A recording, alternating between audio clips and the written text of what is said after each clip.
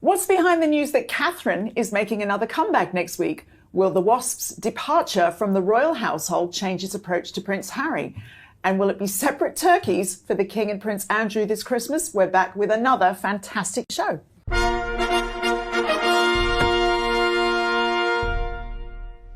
Hello and welcome to Palace Confidential. I'm Jo Elvin. Joining me this week to talk about the big royal stories is the Daily Mail's royal editor, Rebecca English, the Mail on Sunday's editor-at-large, Charlotte Griffiths, and the Daily Mail's diary editor, Richard Eden. Welcome all. Now, there was a new episode of Reading the Royals out this week where Richard looked at the relationship between the late Queen and Meghan Markle and came up with some fascinating insights as per. Well, if you missed that, don't worry, because it will play again straight after the show. Now, of course, the best way to never miss our great royal shows is to subscribe to our YouTube channel. It's free and it is a whole world of royal brilliance for you. Get stuck in. Now, let's get to my panel. Rebecca, hello, it's great to be back with you all. Hey, it's fantastic to have you back. Now, William was back in uniform and wielding a big gun. Guns. Tell me everything. Oh, you've missed so much, Jo. Apparently so. He was down on Salisbury playing this week, and he was there in his role as Colonel of the Welsh Guards. They've been doing a lot of ceremonial duties over the last couple of years. So at the Queen Elizabeth's funeral, at the coronation, King's birthday parade last year, but they're now going back in the field, back in Greens as they call it. So William was very keen to go down, learn more about their kind of work, getting back out into the thick of soldiering. And I think the ladies quite liked it because he turned up in his combats, his beret. Beard, still, yeah, that hasn't changed, Jo. Still got the beard. You'll be pleased to hear. I think it's working for him. I do as well, actually, and everyone seems. Well, I know there's bit of debate over it, but you know, I think people quite like it. Yes, but I'm right. Yeah, that's true. Yes. Oh, I've missed you, Jo.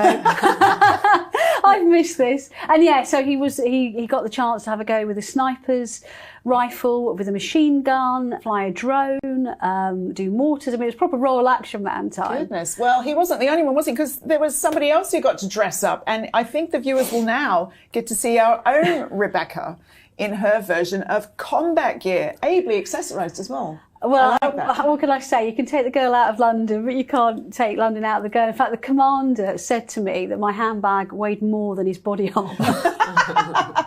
Don't mess with the one with the handbag. Was it a flak jacket?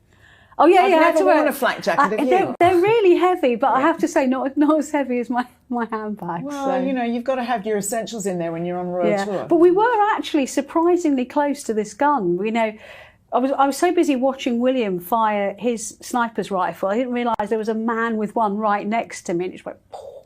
Anyway, you see, I take my life in. Yeah. I take my life in my hands when I'm doing this job for you. I would like a YouTube spin-off where we just look at the contents of Rebecca's royal tour handbag. Oh no, I'd love to know what's in there. I'm probably not sure even myself what's at the bottom of it, Jo. So I love that. Well, if you did enjoy those pictures, we have a treat coming up for you at the end of today's programme, so stay tuned. Now, Richard, another treat coming up next week for Royal Watchers is that we can expect to see more of Catherine. Yeah, this is great. This is next week. It's state visit by the Emir of Qatar and his wife, and Catherine will be taking part. The last visit we had, she missed. It was from the Japanese monarch. That's right, yeah. Back in the summer. But this, Catherine will be with William, greeting them at their residence in London, and then going with them to Horse Guards Parade, where they will join a carriage procession. So, you know, there'll be lots of royal watchers in London next week, hoping for a glimpse of them in their carriages as they go to Buckingham Palace. Hey, that's going to be amazing, isn't it, Charlotte? After this really quite dreadful year, challenging year, there's just having a full turnout from the royal family for the state visit will be seen as a big success, I would have thought. Yeah, I think it's literally a turnout for the books to have the full royal roster, although Catherine won't be going to the banquet in the evening, which is a real shame because she always looks incredible when she's in her full jewellery, her full dress. But obviously, she's actually got quite a gruelling day, so she's missing out on the evening part of it. But I think it'd be really nice, actually, to remind ourselves what it's like when they all come out in force in their full regalia. And it's going to make for amazing pictures the next day in the papers. Indeed. Now, Rebecca, what can we expect? What can we expect from the regalia, and why is it even happening? Yeah, I mean, obviously we all get very excited about the ceremonial and the tiaras at the state banquet, but there is quite a serious aspect to these state banquets. They're a really important part of British diplomacy in cementing relationships with countries that we share diplomatic, military, cultural, trade links with. And actually I was speaking to some really senior Qatari diplomats last night, and they were saying to me, do not underestimate how important this is for us and how we're excited, because they're very honoured that the King has chosen them as their first Middle Eastern country to come to the UK for the state visit. And yeah, again, as Richard says, we'll see a ceremonial welcome on horse guards. The King and the Queen will be there waiting to meet the Emir and the Shaker when William and Catherine bring them to horse guards, and then we see the carriage parade, and then they have a lunch and then a display of items from the Royal Collection with a kind of Qatari theme, and then we have the brilliant state banquet in the evening, and I will be there for every aspect of it for you, and I can fill you in next week. Do you think they'll throw you a dinner roll? I mean, I could not be trusted. I wouldn't even know where to start on that cutlery. There's no way I could be trusted at a state banquet. Yeah, how many sets get laid? I mean, they even have rulers, to separate the different knives and forks. And I do get to have a look at the banquet table when it's set out before the guests arrive. Does that take about 2 days to set that table? Oh, days, literally, it takes days. And they're all walking around, even kind of getting the displays ready. You'll see people in the socks walking on the table, which are obviously cleaned afterwards. I can see your face, Joe. I mean, even their worst china is kind of 300 years old and belongs to somebody's great-great-grandmother. It's pretty special seeing it in action. I'd love to see that. Well, with Catherine not going, there will be a space at the table. Yeah. Say that a bit louder, Richard. Yeah. I cannot wait to see all of those pictures. They are sure to be quite spectacular. Now, moving on, Richard, Charles was out with the stars at an event that is rumoured to not be that popular with the royal family. What's the story? Yeah, this is the Royal Variety Performance, which is something that's been going since, I think it's about 1912. I think it was Queen Elizabeth's grandfather was the first one to attend. And it's basically a way of the royal family showing their support for the arts. So it's a variety show with all types of comedy, music, dancing, this type of thing. But it can go on a bit. And I think there have been members of the royal family that have not been particularly keen to, sit through it necessarily. I can imagine old Prince Philip looking like he was chewing a wasp in the box there. Yeah, I think you're fairly Well, right. I think they're usually in a box, so you probably could disappear into the dark for a bit. But I think traditionally they've kind of taken turns for, who would attend. But this year, I mean, we can't judge because it hasn't been screened yet, so we don't know whether it was good or not. But King Charles was there and seemed to be enjoying himself from the pictures we've seen. Okay, Rebecca, so should we read anything into the fact that Camilla wasn't there? I was a bit surprised when she said she wasn't going, because I'd seen her during the week and she definitely said she was on the mend from this chest infection, but then she decided not to. I mean, I suppose for the same reasons she pulled out of the Gladiator 2 premiere, she is still coughing quite a lot. And that, even if you're the person in the royal box, that can be really blooming annoying when you're watching a live show. And it had been a busy week for her, and it was just yet another thing at the end of a busy week. And apparently we might be expecting a new royal dog soon. Yeah, so actually, as he arrived at the event, Amanda Holden, a British television presenter who is also an ambassador for Battersea Dogs and Cats Zone, which is where they got Beth from, said to the King how sorry she was to hear about Beth passing away. And he actually said, we're going to get another one. So she was like, well, please make sure you get it from Battersea. So he sounded really quite pleased about it. So, I mean, I'm not sure they're going to do it this side of Christmas, but I think it's something that will happen sooner rather than later. So that's nice. Love the dogs. Love the pups. Now, Charlotte, less happy news though, is that there's apparently the release of a new documentary called Queen Camilla, the Wicked Stepmother. Yes, I watched it last week. Are we really still carrying on with this wicked stepmother trope? Well, that's exactly the point. It came out probably 25 years too late, because actually the tide has turned. The nation loves Camilla. We love that she loves her dogs and her fags and her gin and tonic and her horses. The nation's fallen in love with Camilla. And actually the documentary attempts to sort of bash her using Harry's words, which is that she's a villain and the wicked stepmother. but it just didn't really sit right. And actually, the documentary ended up portraying her quite well. I don't think it was trying to, because what came through was that she had this sort of genuine love for Charles, and they were kept apart for various reasons. It kind of skipped over the Diana stuff quite a lot, I thought. So it didn't give that much airtime, but tried to bash her. But actually, you just felt these are two people that waited a hell of a long time to be together, and they're finally together, and let them get on with it. And what outlet are we viewing this documentary on? Where is it? It was on Channel 4 Dispatches. Right. And so I do think it was trying to bash her. I mean, it's not notoriously a very pro-monarchy channel, Channel 4.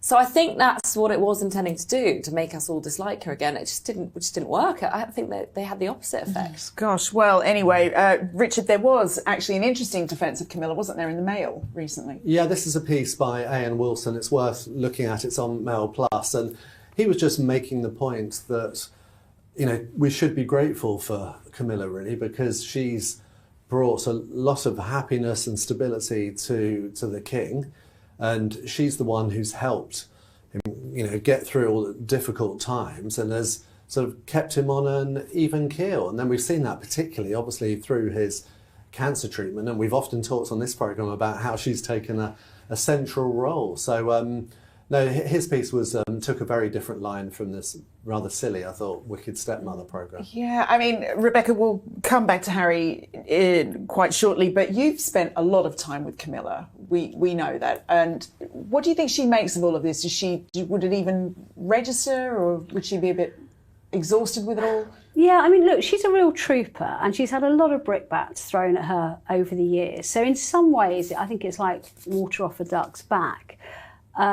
She won't have watched it, but I know people who are friends of hers who have, and I agree with Charlotte. I think it was a really lazy piece of journalism. It was just rehashing stuff that's been first aired 20, 30 years ago. I have to ask, why this documentary and why now? Do you have any thoughts on that? I think just they like to have a dig at the royal family, right. And obviously, you know, Harry's book has given them an excuse to do so, because I think it was meant to be aired a little while ago, and for some reason they held off. But, you know, I think whatever you think about her, and I completely understand there are people who have different opinions of her from I do, but I think since she's married to the king, she hasn't put a foot wrong. She's got her head down. She's got on with the job. And actually, she's done more than get on with the job. She's embraced causes such as domestic abuse and really moved the agenda forwards in this country on them.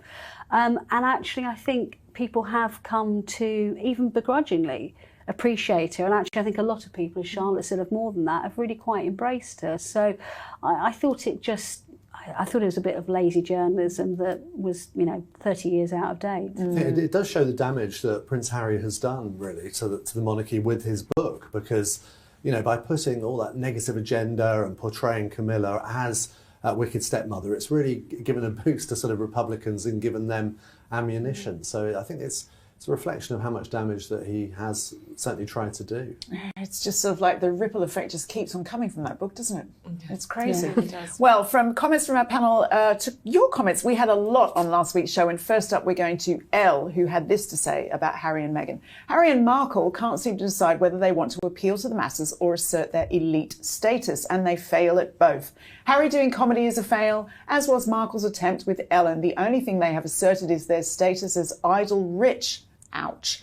There was also a lot of debate in the comments about whether Prince William was right or wrong to try to change royal traditions with the costumes they wear at some state occasions. S supports William's choice, writing, I thought William looked scruffy in South Africa, but the tights don't belong in this century. Not another tight skate while I was away. Time to move on from that. If William is a conservative dresser, that is just his personality and is absolutely fine. Mitzi is hopeful, meanwhile, that William will grow into it. She says it appears Prince William shares George V's discomfort with royal theatre. Ultimately, George realised how important pomp and ceremony is to the monarchy and did it with flair. And I'm sure William will ultimately follow in his forebears' footsteps, however begrudgingly. Susan Mueller believes the issue could even affect the economy. My goodness, I agree that when you think of the monarchy, you imagine all the royal traditional dress. As an American, it's one of the most exciting things I would like to see if I were to travel to England. When I see royalty in other countries, it feels disappointing, like those royal families are just regular people, I'm sorry to say.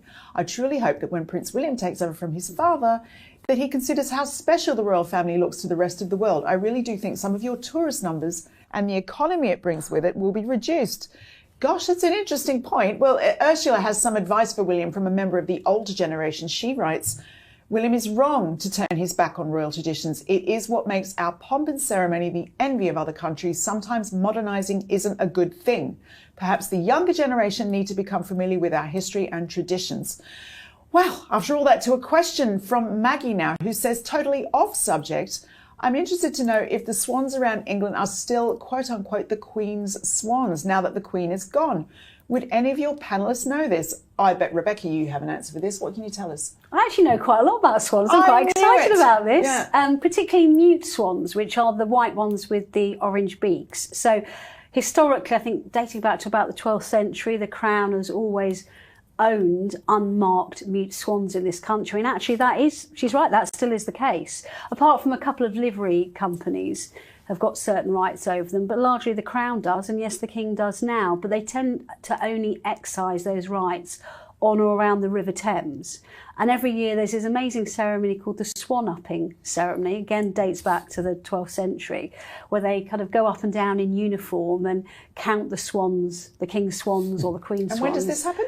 Oh, it's in the spring every year, and on the river, and that still happens. And now that actually has quite an important conservation aspect to it, because they're also examining birds who might have fishing twine around their legs or anything like that. So it's still a thing. So yes, the viewer is right. The complicated splendour of swans. Yeah. Who knew? Who knew? You learn something every day on this show. I love that. Keep those thoughts coming in and keep the questions coming too. We'll try to answer a lot of those in one of our Christmas shows. Now, back to the panel. Richard, I want to start this section looking at a piece you've written for Mail Plus this week on the example that Sophie and Edward can set for Meghan and Harry. Yes, I mean, people have been highlighting to me how if Harry and Meghan are to come back to the royal family and resume royal duties, which seems increasingly possible, they need to follow the model of Edward and Sophie, who, you know, we forget now, but they also tried to have business careers in television production in the case of Edward, and then in public relations for Sophie. And they ended amid sort of scandals at the time. But they stopped doing that and they just focused on royal duties. The Queen Elizabeth very much helped them with that. And they've been embraced, they've worked their way back into the affections of the British people, and it's worked out well for them. So, you know, officials at the palace see that it could be a way back for Harry and Meghan, that it's not the end necessarily. Interesting. And I believe there's an episode of Reading the Royals where you talk about just this. Yes, we looked into Sophie and Edward and their past, and it was really interesting actually, because it's quite a long time ago now, but there's, you know, sort of fake shake scandal in which Sophie was entrapped, really. And then there was the business of the It's a Royal Knockout that Edward organised and things like that. But it's a very sort of colourful, interesting past, and it was really fascinating to see how they've changed and how they've gone to be real sort of stalwarts of the royal family. Fascinating. And you can see that on the Daily Mail Royals YouTube channel. Look forward to it. Now, Rebecca, for all the thoughts that Charles perpetually has about a slimmed down monarchy, it's really fair to say that Sophie and Edward have really become invaluable. Oh, they're stalwarts. I mean, they absolutely are. And they are very much like Princess Anne. They're out there day in, day out, doing all the stuff we, the British people, as well as Commonwealth and realms, expect of our royal family, which is the ribbon cutting. It's going on a wet Wednesday to a village hall in the middle of the countryside and saying thank you to all the volunteers that keep the community going. And we need them to do those kind of things, as well as the kind of the glamorous film premieres and the state banquets, and that's what they do. But they also do their own things as well. I mean, you know, with the Duchess of Edinburgh, really passionate about highlighting the issue about the use of sexual violence in conflict. We've got Edward doing loads of work with young people, having taken over the Duke of Edinburgh Awards, but through his own